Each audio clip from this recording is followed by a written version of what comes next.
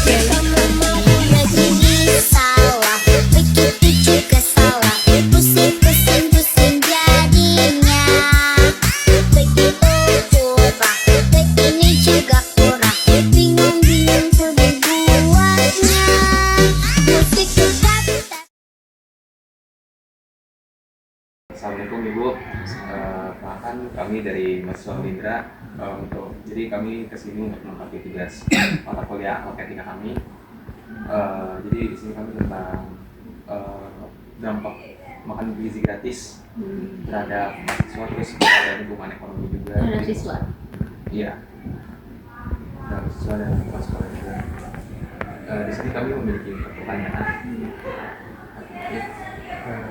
Oke Bu, bagaimana sekolah memastikan bahwa program MBG berjalan lancar dan efektif, serta meminimalkan dampak negatif pada pedagang kantin sekolah? Oke. Ya, MBG ini sudah beberapa bulan yang lalu ya diterapkan di Mandua. Alhamdulillah Mandua termasuk salah satu madrasah yang dipercaya untuk mendapatkan MBG. Awal MBG masuk ke Mandua tentu saja respon luar biasa, terutama dari pedagang kantin ya, yang menolak, khawatir nanti omsetnya menurun gara-gara ada MBG. Tapi seiring dengan berjalannya waktu, di bulan kedua, ketiga, alhamdulillah omset kantin normal kembali. Kemudian respon siswa, kalau respon siswa di awal karena menunya mungkin berulang dengan menu yang hampir sama untuk sayuran buncis, wortel. Kemudian terutama sih karena rasanya kurang maksimal. Yang biasa anak-anak makan dengan yang gurih-gurih. Nah, pada saat menu MBG datang itu rasanya menurut versi mereka itu flat. Jadi banyaklah yang komplain mengenai rasa, mengenai menu yang hanya itu saja. Tapi akhirnya kami mengadakan evaluasi dengan koordinator MBG Ciracas agar makanan itu diterima, tidak mubazir. Karena pernah satu saat hampir setengahnya itu dikembalikan ke pihak MBG. Karena apa? Tidak ada yang mau makannya. Jadi dari 700 box paket nasi itu ya 350-nya, bahkan sisa 300 itu kan kembali mubazir. Kadang-kadang kami berinya ke orang yang tidak mampu di sekitaran kami, tapi itu kan bukan solusi juga ya. Bagaimana agar efektif sampai kepada tepat sasaran? Ya akhirnya bagian dapur MBG alhamdulillah menerima kritikan dari kami dengan cara mengevaluasi menunya mulai disesuaikan dengan selera anak-anak remaja yang tadinya hanya ayam goreng saja, kemudian telur saja, akhirnya ditambah dengan varian lain, ada egg roll. Itu sudah mulai diterima oleh lidah mereka. Nah, makin kesini di bulan Mei ini alhamdulillah menunya sudah cukup baik dan nyaris tidak ada sisa lagi. Itu upaya kami agar MBG ini benar-benar efektif, tepat sasaran dengan terus mengevaluasi menu, kemudian higienis, kebersihan dan lain-lain. Seperti itu.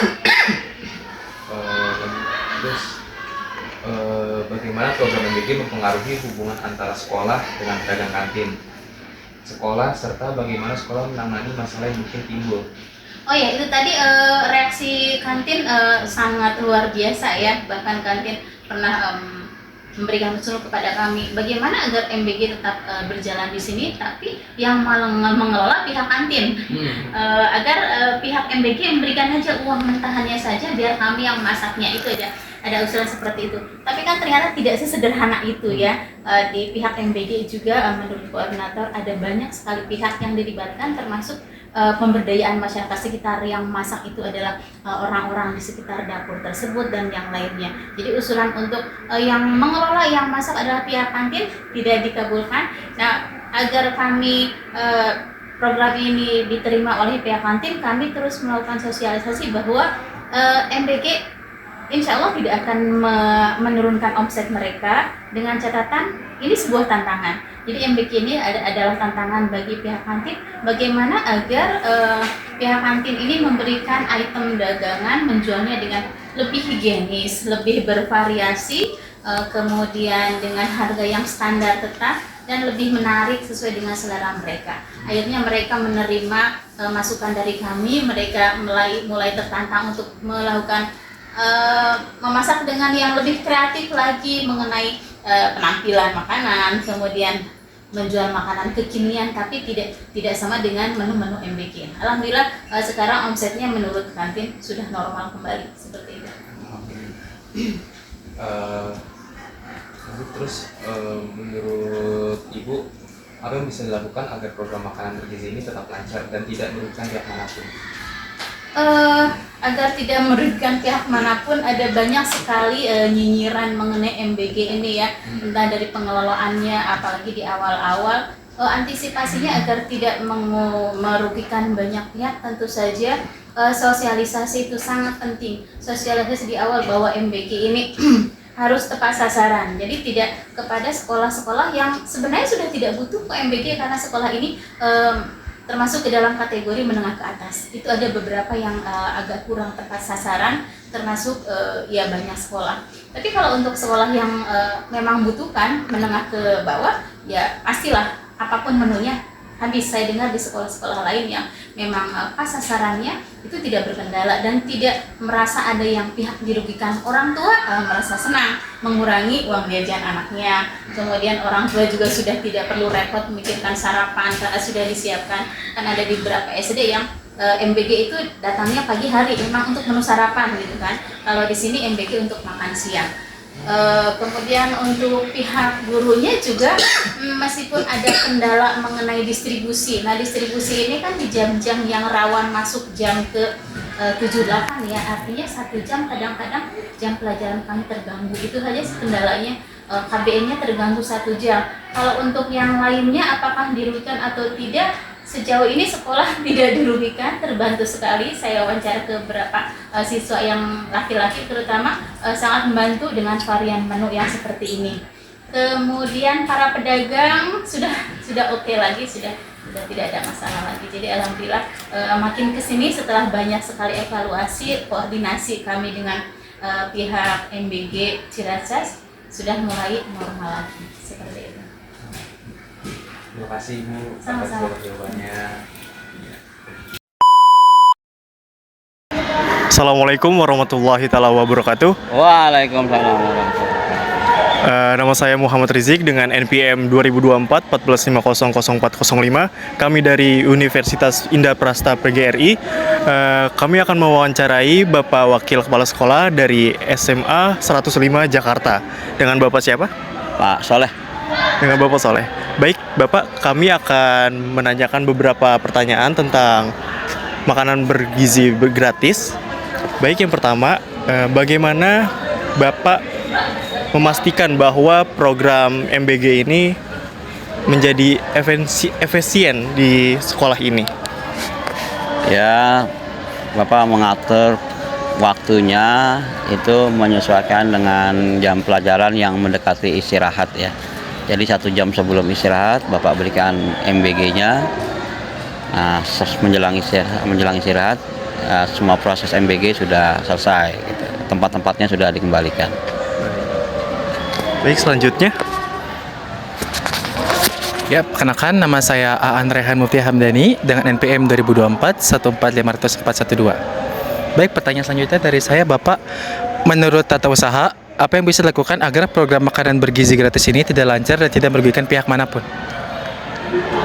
Ya, menurut tata usaha di sekolah ya. Ya.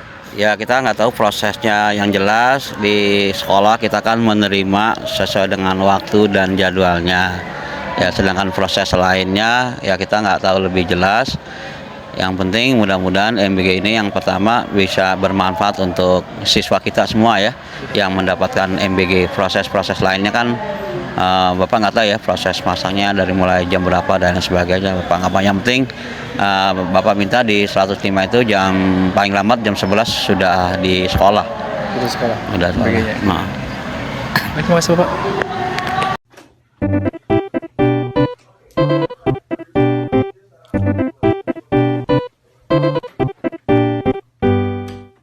Assalamualaikum warahmatullahi wabarakatuh. Saya Vito Valentino Fitrianto, NPM 2024 14500422. Saya di sini mau wawancarai dengan nama siapa, Mas? Novel Hafiz Lauzai Dari Mandua ya? dari Mandua. Nah, saya di sini mau bertanya nih. Bentar ya. One nap later. Menurut Masnya, bagaimana program makan bergizi gratis mempengaruhi pengeluaranmu untuk makanan di sekolah? Apakah kamu menghemat uang jajan? Menurut saya MBG ini sangat bisa untuk menghemat jajan anak-anak di sekolah karena MBG kan datangnya siang juga. Jadi biasanya kan kalau saya ngeluarin uang jajan tuh pas juga di siang buat makan siang. Jadinya bisa lah buat ngurangin uang jajan. Oh, bisa buat nabung juga ya, buat lain-lain ya? Iya. Berarti positif lah ya? Iya. Terima kasih Mas ya. Oke. Bukannya beda orang?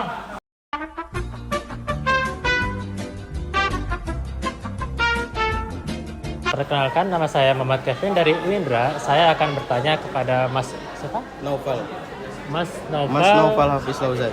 dengan pertanyaan sesuai MBG. Ya, pertanyaannya adalah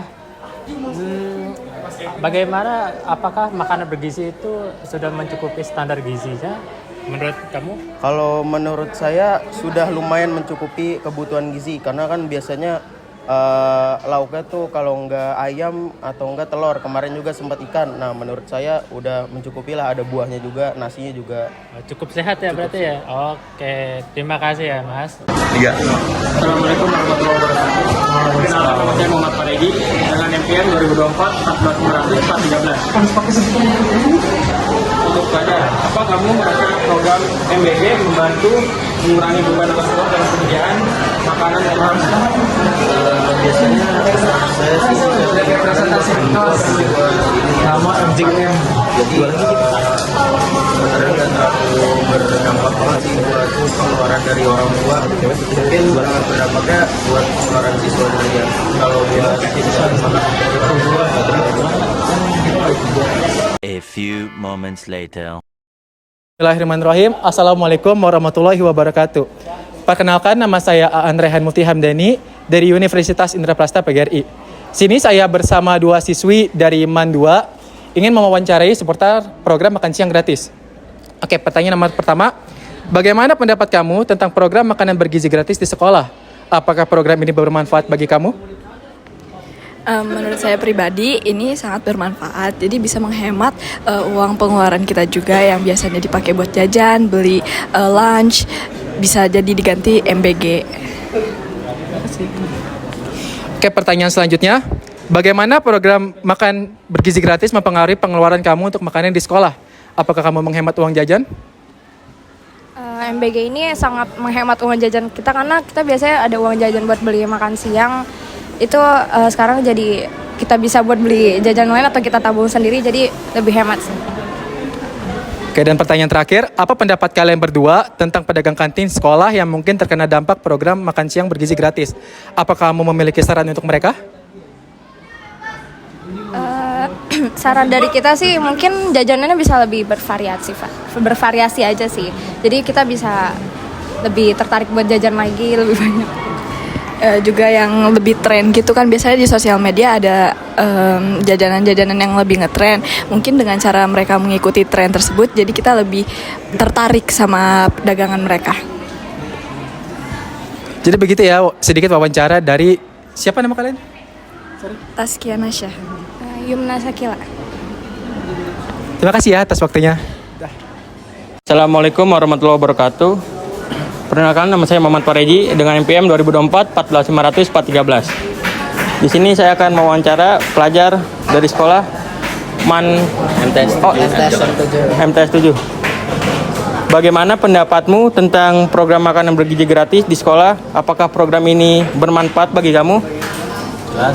Jelas sangat bermanfaat karena bisa menghemat uang jajan, Terutama mengurangi penyakit stunting bagi anak-anak usia dini.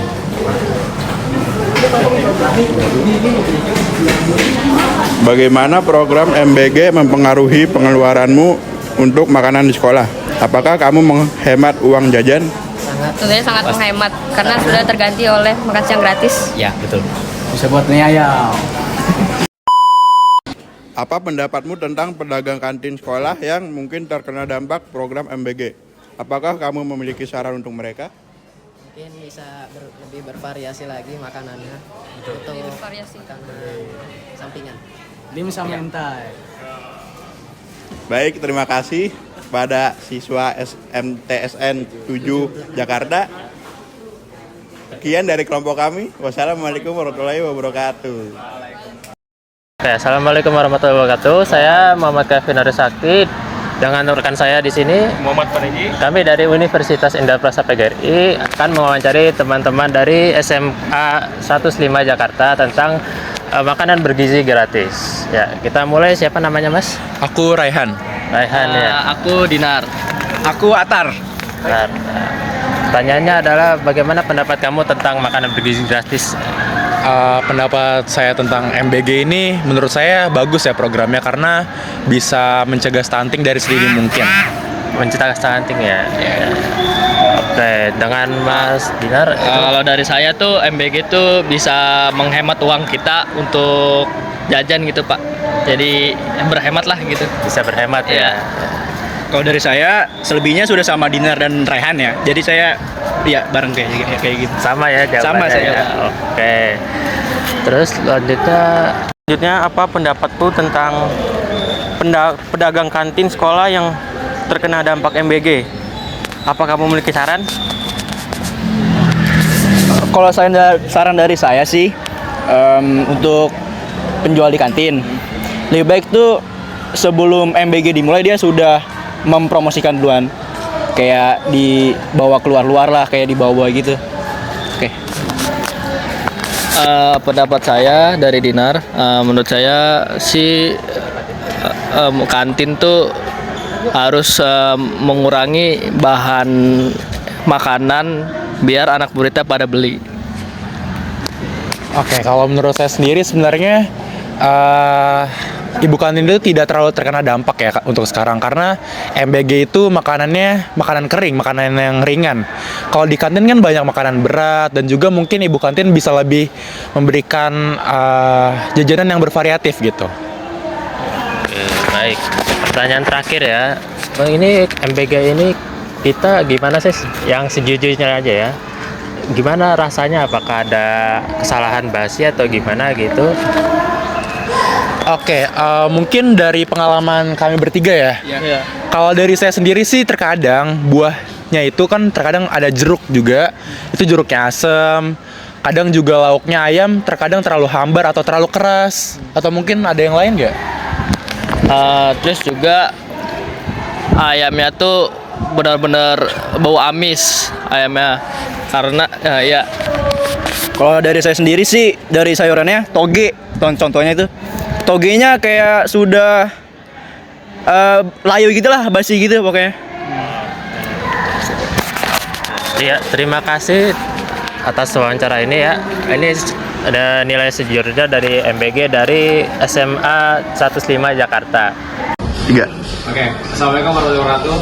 Perkenalkan nama saya Muhammad Fendi dengan NPM 2024 14599 dan bersama rekan saya Vito Faranti Trianto dari 2024 Nah di sini kita kehadiran dari peserta didik dari SMA 58. Boleh perkenalkan nama siapa aja? Halo semuanya, halo Pak Surya, perkenalkan dari saya dari kelas 11. Halo, perkenalkan nama saya Yusuf dari kelas 11. Nah, kan kalian itu kan salah satu mahasiswa dari ribuan siswa yang mendapatkan manfaat MBG. Menurut kalian gimana sih tentang MBG ini? Kalau dari saya sendiri sih ya, MBG makan bergizi gratis ini di 58 sendiri sudah berlangsung cukup lama, sudah ada berbulan-bulan. Dan memang kalau kita lihat pembagiannya juga sudah rata, setiap kelas sudah dapat, dan menunya kalau nggak salah setiap hari berubah. Jadi kami cukup di SMA 58 ini merasakan dampak dari makanan ini. Dari segi dia puas nggak? Puas, sangat puas ya, karena pasti itu membantu juga dari waktu kita lebih kita bisa manajemen lebih hemat lagi, bisa buat kita juga, terus juga banyak juga mungkin teman-teman yang terbantu juga dari MBG. Kalau misalnya menurut kalian terhadap kantin sekolah itu seperti apa? Apakah kantin sekolah itu seperti apa? Kalau untuk kantin sekolah, kami rasa juga karena kehadiran MBG mungkin ya pendapatan dari kantin sekolah juga agak menurun, karena kan ibaratnya di jam makan siang ini kita nggak perlu ke kantin, kita makan di MBG. Tapi kalau menurut kami sendiri, penglihatan kami belum ada dampak yang begitu signifikan sebenarnya yang terlihat di permukaan. Cuma mungkin yang pasti ada efeknya, cuma yang tidak muncul di permukaan. Kalau menurut kalian kan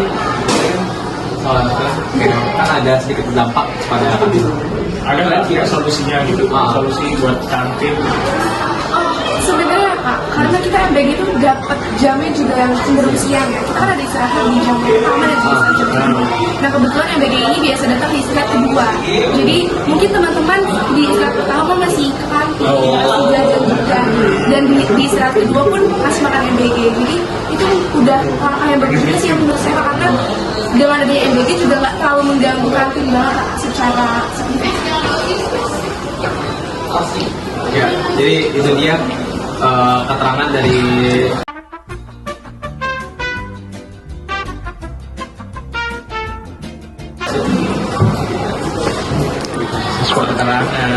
keterangan dari Siswa. Murid. peserta didik pengalaman. Sekian dari kami. Terima kasih.